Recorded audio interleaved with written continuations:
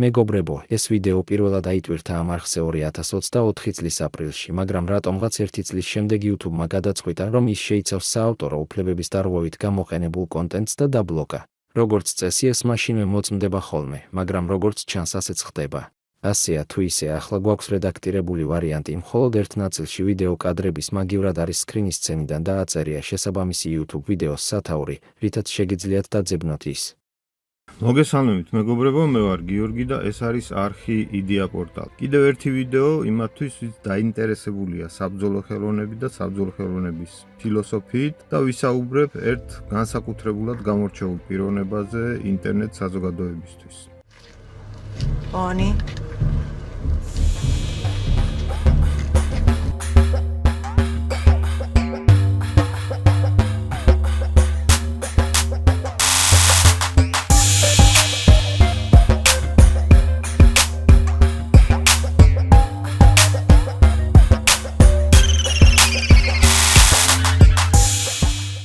როდესაც ჩაკ ნორისი აკეთებს აჯიმანიებს, ამ დროს სინამდვილეში დედამიწა იწევს დაბლა.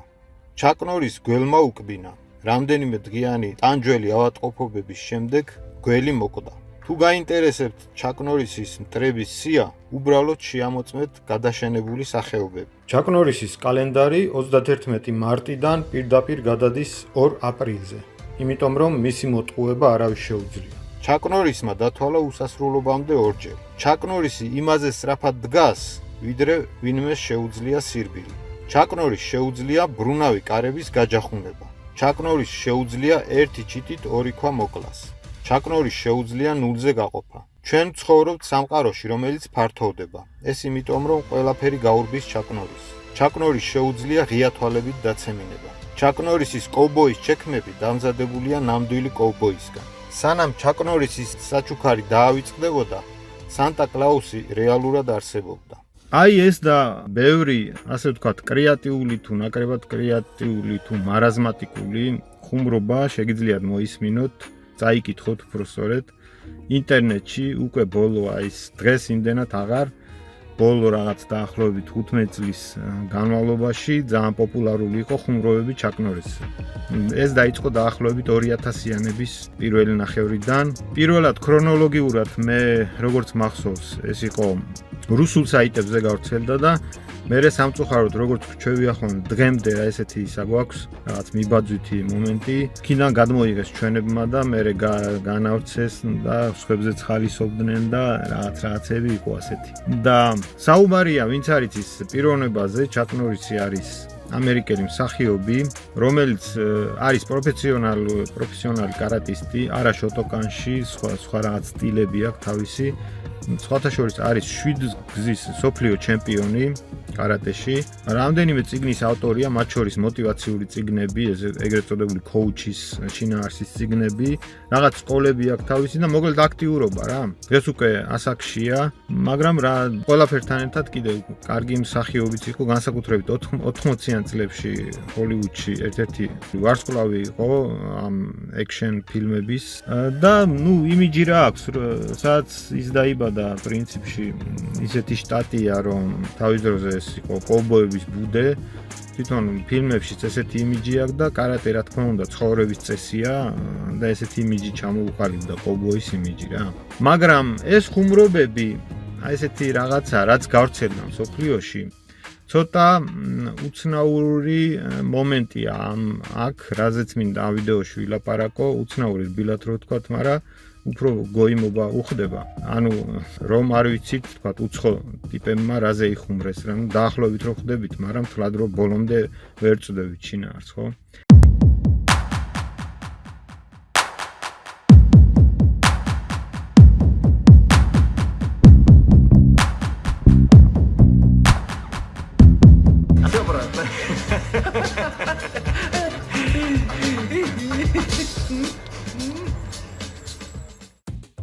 ორი მომენტი აქვს, ჯერ ეს ერთი შიდა ამერიკული თემა, შტატები, აი როგორც ჩვენთან არის, თქვათ, რეგიონები, ხო, ერთმანეთზე ხო ხუმრობთ, ერთმანეთის ხასიათზე, ერთმანეთის სახასიათო თვისებებზე. აი დაახლოებით ესეთი სახასიათო თვისებები აქვს ყველა შტატში, ხო, სხვადასხვა ხასიათის ხალხი ცხოვრობს. მით უმეტეს ახლა ყოლბოებზე რო გადაობდნენ ეს პერიოდი, ჩვენებურად ძველ ბიჭებზე ეს პერიოდი დიდი ხნის წინ გაიარეს იმათ. ეხლა არ მოუვიდოდათ ამერიკელებს ეგ თავში. მაგრამ ეს მიზეზი აი სწორედ რაზეც მინდა ვისაუბრო, მიზეზი სხვა რამეა. ანუ შიდა მომენტია, ახლა ჩვენ შეგვიძლია აქ ერთმანეთზე ვიხუმროთ, კახელებმა თქვათ იმერლებზე, მეგრელებზე, კახელებზე და ამ შემდეგ. უცხოელი გაიცინებს თუ ჩვენი ხასიათი იცის, მაგრამ არსებობს ისეთი ანეკდოტები და ხუმრობები, რომელსაც ბოლომდე ვერ ჩაწვდება და ვერ გაიგებს. აქ უნდა იყო დაბადებული და გაზრდილი რომ მიხდე, ხო? აი ესეთი თემაა დაახლოებით აქ. ეს პირველი ნაწილი. ამაზე ბევრს არ ვილაპარაკებ, მე მგონი 2x2-4-ია გასაგები. მეორე ნაწილი, აი, როდესაც ეს მომენტი წავიდა, ანუ ეს ჩაკ ნორისი და ვან დამი და სტალონეები და შვარცენეგერები ჩემი ბავშვობის ვარსკვლავები არიან, ამ 90-იანი წლების კინოს ლეგენდები ვარ. განსაკუთრებით საბრძოლო ხელოვნება რაც ეხებოდა და კრიმინალს რაც ეხებოდა და ამ შემდეგ რა და ყოველთვის როცა ეს დაიწყო მიკვირდა რატომ მაინც და მაინც ამ ტიპზე გავრცელდა ეს ხუმრობები. რა თქმა უნდა ამერიკიდან დაიწყო ეს ყველაფერი. მე რუსებმა გადმოიღეს, მე სხვებმა და მე ჩვენთანაც, ხო? და მე მახსოვს აი იმ დროს გადავხედე ინგლისურ ფორუმებს და იქ იყო ერთი ესეთი კომენტარი და ეს კომენტარი ჩამჩა, იმიტომ რომ ძალიან ჩაჯდა ლოგიკაში რა. რომ ეს ყველაფერი დაკავშირებულია ერთ-ერთ სერიალთან, რომელშიც მონაწილეობდა ჩაკ ნორისი, სერიალის სახელი გამოჩნდება ვიდეოზე. ეს სერიალი 90-იან წლებში გადიოდა და იქ განვითარებულ ორთაბრძოლის სცენებთან. ესე მოკლედ ეწერა რაღაცნაირად. თვითონ დამაინტერესა, როგორც ამ საქმეში მე ვერ ყვევი და დამაინტერესა რა იყო ესეთი, რომელმაც ეს გამოიწვია. მე გადავხედე ამ სერიალს YouTube-ში მოგვიანებით. ოღონდ თლიანად არა, რა თქმა უნდა, ის სერიალი დღესაც არ მაქვს ნანახი. თვითონ სცენების ნაწილებს გადავხედე და აქაც ვიდეოში გამოვაჩენ ამას. და ყველაფერი გახდა ჩემთვის ნათელი რა, ესე კითხვა აღარ დარჩა რა, მოკლედ. ამასთან დაკავშირებით. მაგრამ რატომღაც ეს არ არის გაბაზრებული. საქმე იმაშია, რომ ანუ ყველას ხო მიზეზი გვაინტერესებს, ხო ესეთი გამოთქმა რო არსებობს, რომ ჯერ გააკეთე ის, რასაც ყველა აკეთებს და მე დაფიქრდი რატომ აკეთებო რა. ყოველთვის ესე ხო არ არის, ხო? მართალია ეს სნობიზმი ჩვენთვის გარდაუვალი ფენომენია, მაგრამ რაღაც არის რაღაცეები, რომელზეც სანამ აყვები უნდა დაფიქრდე. რა თქმა უნდა ეს არ მიეკუთვნება მაგას, უბრალოდ ხა სიტყვა მოიტანა და იმიტომ ვიძახე რა. ახლა შინაარსი დამაინტერესა და მიზეზი, მარტო მაინც და მაინც იმ თქვა ათეულობით ვარსკვლავიდან ეს კაცი მით უმეტეს მე მისი ფილმები 80-იანი წლების რაც იყო ნანახი ქონდა და რავი სასაცილო იქ და რაღაცა ასაკენწლი ისე განსაკუთრებული არაფერი არ ქონდა რა. მაგრამ ეს სერიალი რო არ ქონდა ნანახი შესაბამისად გამომრჩა ეგ მომენტი რა. ანუ რა ხდება ახლა და რაშია საქმე? თქვენ თუ დააკვირდებით რო შეადაროთ მაგალითად სკოტ ეტკინსის ან იგივე ვან დამის მიერ შესრულებულ ილეთებს ხო ჰოლივუდურ ბლოკბასტერებში. რა თქმა უნდა ჰოლივუდის სავიზიტო ბარათი ყველგან არის ხო ეს სპეცეფექტები რაღაცა გადაღება ერთი და იგივე მომენტის 9 კამერიდან გამეორება 900 ჯერ კიდე და ასე შემდეგ და აკრობატული ილეთებით ხო ყველგან არის. ახლა მაგალითად ეტკინსი რაღაც მომენტში რინგზე რო გადის და ერთი რაღაც უნდა გაუწყაპუნოს ცხვირში და 5 ბრუნს აკეთებს აერში და იმ ერთ ცალს დარტყმას აკეთებს ხო? ეს არის ჰოლივუდი და ეს არის ჰოლივუდის სავიზიტო ბარათი. მაგრამ ამ სერიალში თქვენ თუ დააკვირდეთ ჩაკ ნორისს, ეგრევე შეამჩნევთ, რომ ესეთი რაღაცეები მოკლებული არ არის რა. აკლია მოკლედ და ეგრევე მიხვდებით, რომ აი სპეცეფექტები საბრძოლო ილეთების შესრულების დროს ნაკლებია. აქ კიდევ არის ერთი ნიუანსი, აი მაგალითად ჩინურ საბრძოლო ხელოვნებაში განსაკუთრებით ფილმებშიც გვინახია ისედაც ტრადიციასავითა, როდესაც ორთაბრძოლა იწყება, სანამ დაიწყება, მებრძოლები აკეთებენ რაღაც ილეთებს მოთელოასავით, ანუ თქვათ აუცილებელია მხოლოდ რაღაც კუნთების გაწელვა ან სახსრების ამოძრავება იყოს. ეს შეიძლება იყოს რაღაც კომბინაცია ილეთების. ამას მრავალმხრივი დანიშნულება აქვს და ერთი დანიშნულება არის, ასე ვთქვათ, ჩვენება იმისა, თუ რამდენად კარგად ფლობს ის ამა თუ იმ ტექნიკას. ესეც რა თქმა უნდა მოწინააღმდეგეზე რაღაც გარკვეული ზეგავლენის. მაგრამ ეს გაგიჩნდებათ ეს გზნობა ყველას გაგვიჩნდება იმ შემთხვევაში, თუ ჩვენ ამას უყურებთ როგორც ფილმს, მხატვრულ ფილმს, ჰოლივუდის ხატრულ ფილმს. მაგრამ ერთი წუთით რომ ჩვენ პარალელი გავალოთ მაგალითად ოქტაგონზე ეს ჩვენი ბიჭები თუნდაც MMA-ში როგორ იბრძვიან, ნახავთ რა რომ არაფერი განსაკუთრებული არ ხდება. ანუ თქვათ იგივე MMA-ში სადგინახიათ რომ რაღაც სასწაულ ილეთებს აკეთებენ, ხო ჰაერში დაფრინავენ და ისე ურტყავენ. იშვიათად შეიძლება რაღაც ესეთი ილეთი შესრულდეს, ძალიან იშვიათად ისიც ან გაამართლებს ან არა.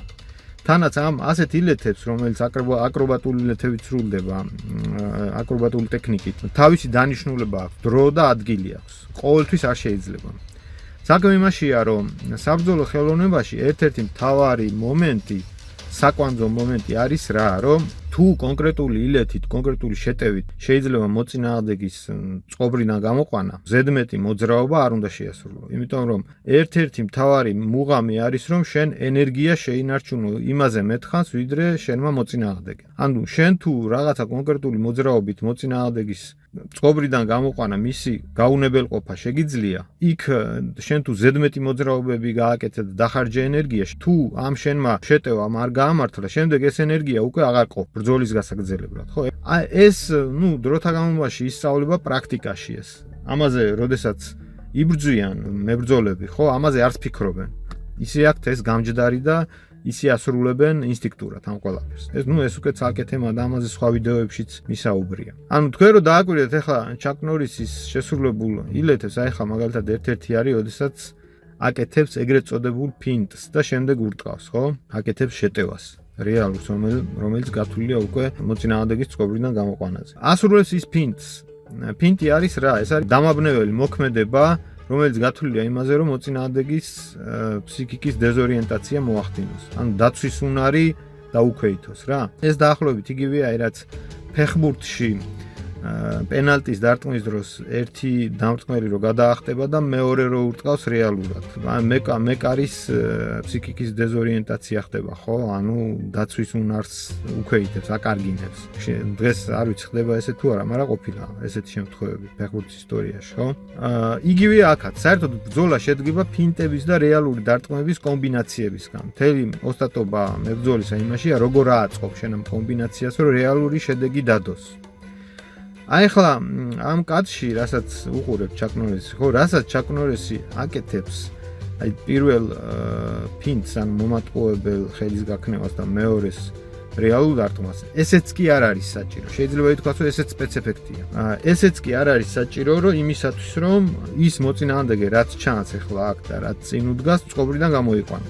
პირდაპირ დარტყმები სრულიად საკმარისია, ეს ბოქსიორის დარტყმები სრულიად საკმარისია იმისათვის, რომ წყობრიდან გამოიყვანო მოწინააღმდეგე. როგორც ჩანს, ახლა მე ამ სერიალის ისტორია არ ვიცი, როგორც ჩანს, ჩაკ ნორისმა, როგორც თვითონ პროფესიონალმა ამ საქმეში, თვითონ გადაწყვიტა, რომ დამდგმელი რეჟისორი საბრძოლო ხელოვნებისა თვითონ იქნებოდა და რა თქმა უნდა, გამორჩა ის, რომ ამას ჭირდება სპეცეფექტები და ამას ყველაფერს უყურებს ჰოლივუდის აუდიტორია, რომლისთვისაც ეს სერიალი აღმოჩნდა ასე ვთქვათ, უცხოსხეული რა. საქმე იმაშია, რომ მე რაც ახლა გელაპარაკებით, ამ დონეზე ესმით, რავი, მაყურებელთა 5%-ს, ან კი ან არა ის 5%-საც.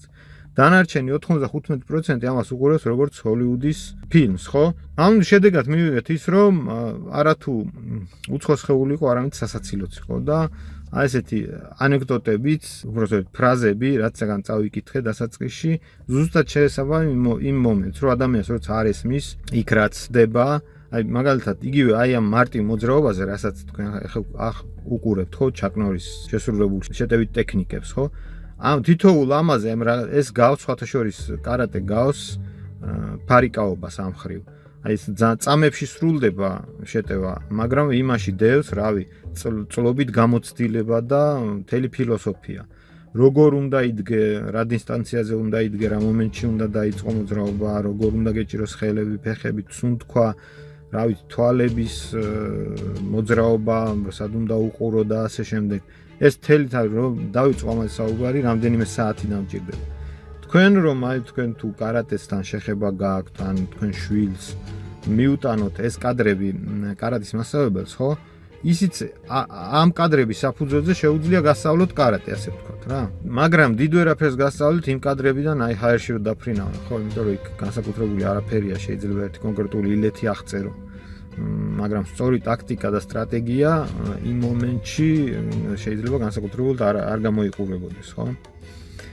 ანუ რა არის შედეგი, რომ ესე იგი რეალურად ამ სერიალში არის რეალური რეალობასთან, ანუ ქუჩი უჩხუბს, რასაც ეძახიან, ოღონდ პროფესიონალის მიერ. რეალობასთან მიახლოებული ტექნიკა, მაგრამ არ შეესაბამება ჰოლივუდს რა. შედეგად მივიღეთ ის, რომ ესეთი ხუმრობების ტალღა აგორდა ამ სახეობის მიმართ. რა თქმა უნდა, ეხლა ესეც რაც მე მოვიყევით, ესეც თეორია, უბრალოდ ყველაზე ლოგიკური ახსნა ამისა, ეს ვიპოვე მე და ეს მქონდა დამახსოვრებული რა. შეიძლება რაიმე სხვა კიდევ რაღაც სხვა მიზეზი არსებობს. თუმცა, როგორც დასაწყისში გითხარით, ეს კაცი, ბიოგრაფია ჩვეულებრივია, განსაკუთრებული ამ კაცის ისტორიაში არაფერი მომხდარა, მაგრამ მაინც საინტერესო იყო, რომ ამ ათობით ვარსკვლავიდან, რომელიც ახლა უკვე ყველა ასაკშია თითქმის და სხვათა შორის ძალიან ჭკვიანურად გააკეთეს, რომ ეს Expendables გადაიღეს რამდენიმე სერია. ძალიან ლამაზად გამოვიდა და რავი, არაფერი ზედმეტობა მაგაში არ არის რა პრინციპში მაგ ფილმში. იგივე მაგალითად ვან დამიც, დოლფ ლუნგრენიც პროფესიონალი კარატისტია სხვათა შორის. და კიდევ სხვა მებრძოლები, რომელიც რაღაც განსაკუთრებულ რაღაცებს აკეთებენ, მაგრამ ალბათ ეს კომბინაცია ამ პიროვნებისა, ეს კოუბოის იმიჯი და კიდე ეს ბჭყალებში სასაცილო ილეთები იმ სერიალში ამ ყველაფრის მიზეზი გახდა. სულ ეს იყო, მეგობრებო, მადლობთ ყურადღებისთვის, მომავალ შეხვედრამდე.